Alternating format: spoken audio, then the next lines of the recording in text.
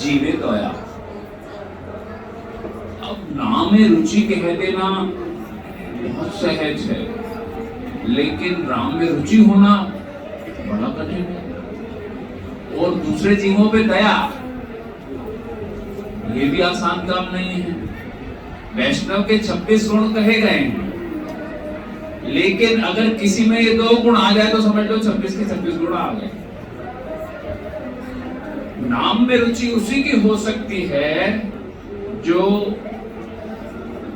श्रवणोन्मुख हो, हरि कथा को गाढ़ कर्णों से सुने, सेवनमुख हो, और सबसे बड़ी बात सरल हृदय। आज हम गुरु जी की सन्निधि में बैठे हैं, गुरु जी सरल हृदय थे, कठोर नहीं थे। बच्चों से भी पूछते थे क्या करना चाहिए इस स्थिति में, निर्णय उनका अपना है, लेकिन सबकी राय लेते थे, एक ही दिशा में नहीं चलते थे। और जीवे दया, जीव पे वही दया कर सकता है जो वैराग्यवान हो और दीन हो। हम लोग कभी वैराग्यवान तो ज्यादा हो जाते हैं, लेकिन दीनता नहीं आ पाती। वही टेढ़ी की टेढ़ी हमारी जो स्वभाव है, जनों के मैं करते करते ही बकरे की तरह जीवन बीत जाता है।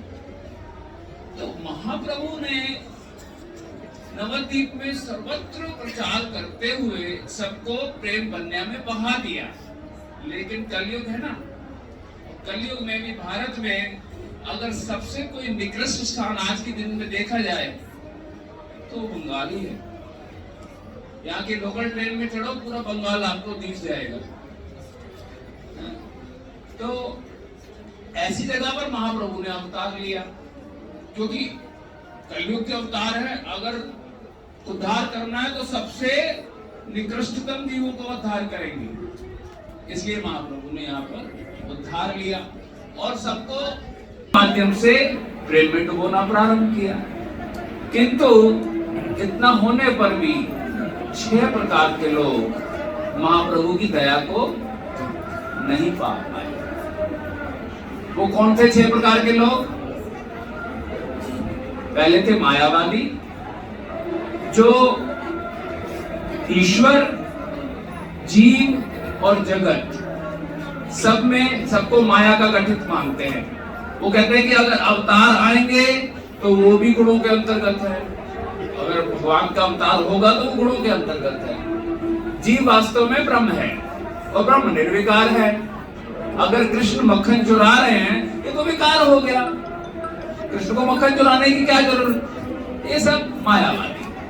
दूसरे हैं कुतार्किक गण, जैसे कुतार्किक गणों में नाम आता है सार्वभौम भट्टाचार्य आदि का, कि स्वयं बृहस्पति के अवतार। किंतु जब भागवतम का टीका कर रहे हैं, वेदांत सूत्र की टीका कर रहे हैं, तो महाप्रभु कह रहे हैं कि जब सूत्र ही सीधे सीधे हैं तो आप जब बोलते हो तो ऐसा लगता है कि सूर्य को बादल ने ढक दिया है। तीसरे हैं कर्मनिष्ठ। कर्मनिष्ठ कौन है? जैसे देवानंद पंडित भागवतम का पाठ रोज करते हैं, लेकिन भागवतम का सार क्या है वो उनको मालूम नहीं।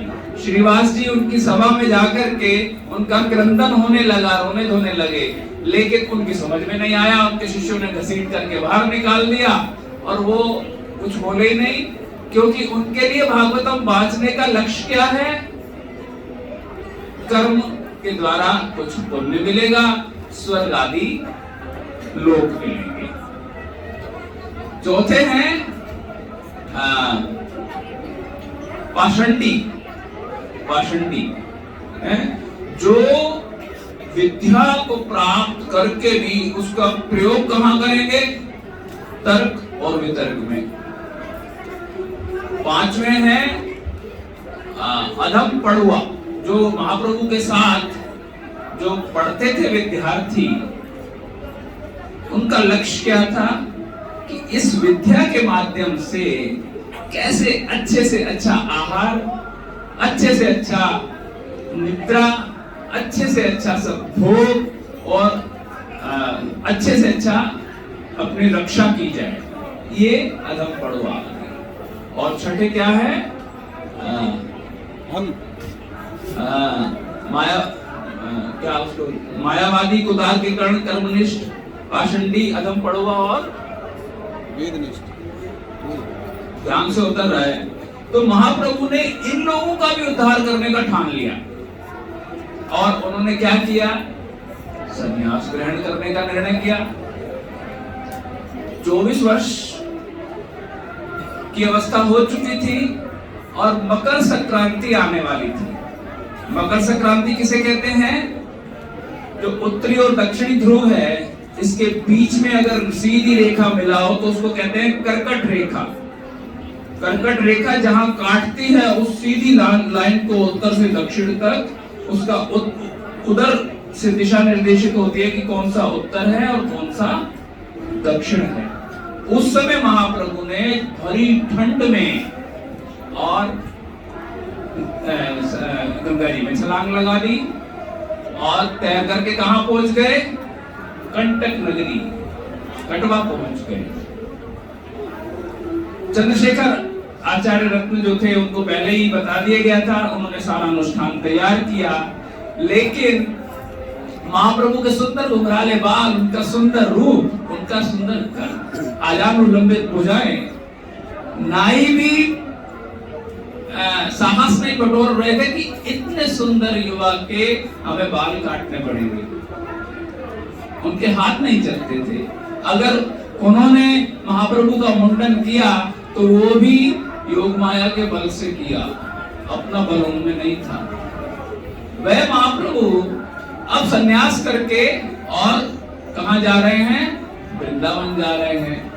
आज हम लोग समुद्रगढ़ गए थे तो वहां पर गंगा जी कह रही है कि अपने पति से कि तुम तो महाभाग्यवान हो, जब तुम महाप्रभु अवतार लेंगे तो कुछ दिन नवद्वीप रहने के बाद महाप्रभु कहां जाएंगे? जगन्नाथपुरी जाएंगे और तुम्हारे किनारे रह करके तुम्हारे जल में विहार करेंगे, तो तुम तो महाभाग्यवान हो। तो समुद्र वापस कहते हैं कि अरे मैं क्या महाभाग्यवान हूँ, नवद्वीप छोड़ करके तो महाप्रभु कभी जाते ही नहीं हैं। जो महाप्रभु आएंगे वो सच्चिनंदन नहीं है, वो महाप्रभु का वैभव प्रकाश है। भगवान की जो संन्यास लीला है ये एक लौकिक औपचारिक लीला है।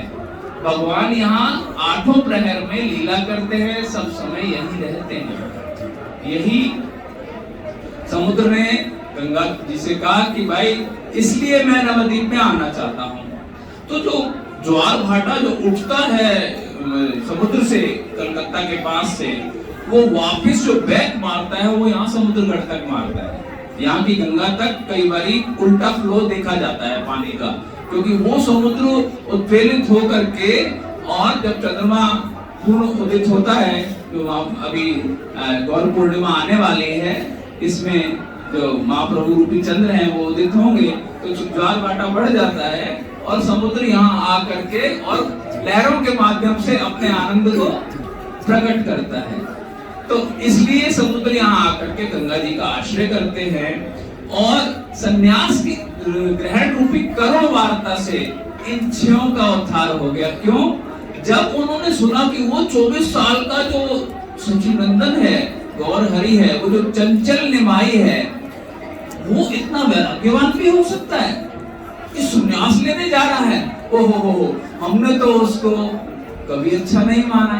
बस इतना पश्चाताप करने के साथ ही साथ उनके सारे पाप धुल गए। जैसे राम अवतार में देखा जाता है कि जो प्रजा ने मान समझा कि कहीं सीता जी दूषित तो नहीं हो गई रावण के यहाँ, लेकिन जब भगवान ने सीता जी को त्याग दिया तब वो रोने लगे कि ये हमारे प्रभु ने क्या किया, हम बड़े अपराधी हैं जो हमने संदेह किया। बस इतना पश्चाताप करते ही सारा मनोमल नष्ट हो गया। तो महाप्रभु की संन्यास लीला का यही कारण है कि कलयुग में हम लोग पूर्णतः कलुषित हैं। जैसे महाराज जी बता रहे थे ना, भक्ति नारसिंह महाराज जी के मन जो है यही अगर बस में नहीं है तो क्या साधन करेंगे, है ना। तो मन पूरी तरह कलुषित होने पर भी पश्चाताप के साथ ही साथ इस धाम की कृपा हमको मिल जाती है। यही नवद्वीप धाम का महात्म्य है कि यहाँ पर अपराध का सिर्फ इतना ही विचार है कि बस पश्चाताप कर लो और सब कुछ आपको क्षमा प्राप्त हो जाएगी। जबकि वृंदावन में पश्चाताप करोगे तो समय सापेक्ष है, बहुत समय लगेगा। इतना कह करके मैं आज का वक्तव्य को विश्राम देता हूँ। गौर प्रेमानंद।